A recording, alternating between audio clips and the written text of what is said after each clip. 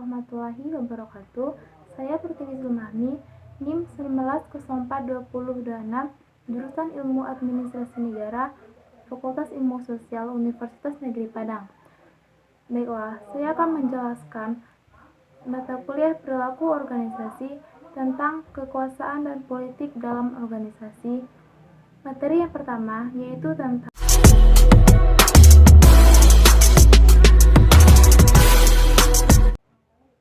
politik dan kekuasaan adalah sesuatu yang ada dan dialami dalam kehidupan setiap organisasi karena keberadaannya dapat mempengaruhi perilaku orang-orang yang ada dalam organisasi.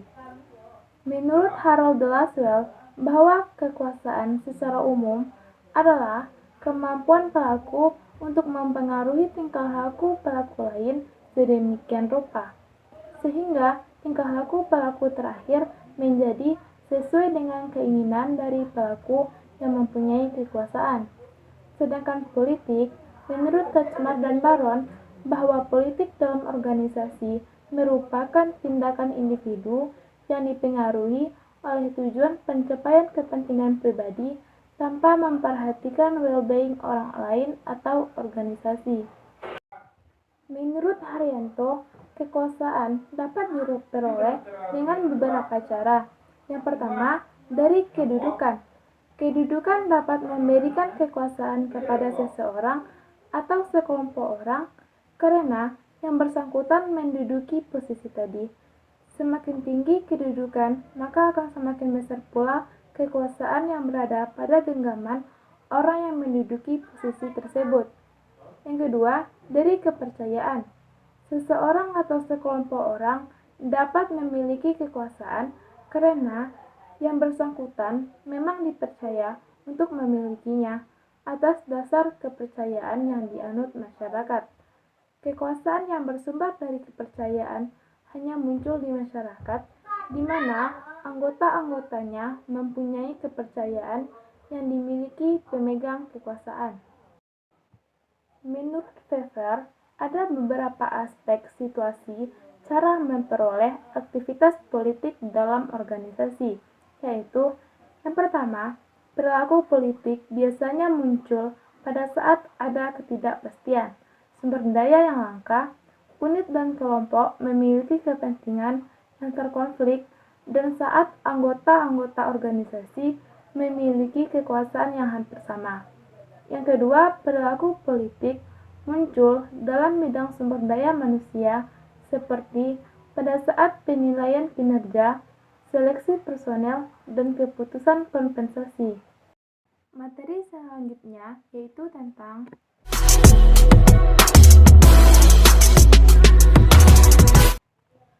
perolehan dan penggunaan kekuasaan oleh seorang pemimpin dalam organisasi menimbulkan dua dampak, yaitu dampak positif dan dampak negatif. Perolehan dan penggunaan kekuasaan yang efektif akan meningkatkan motivasi bawahannya, sehingga dapat menyelesaikan pekerjaan dengan baik. Jika penggunaan kekuasaan yang tidak efektif oleh seorang pemimpin akan mengakibatkan dampak negatif, sehingga pekerjaan dapat dilaksanakan dengan baik.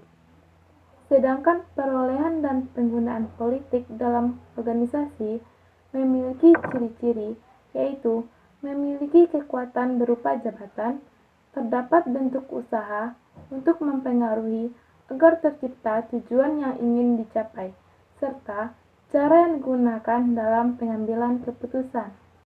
Kemudian, materi selanjutnya tentang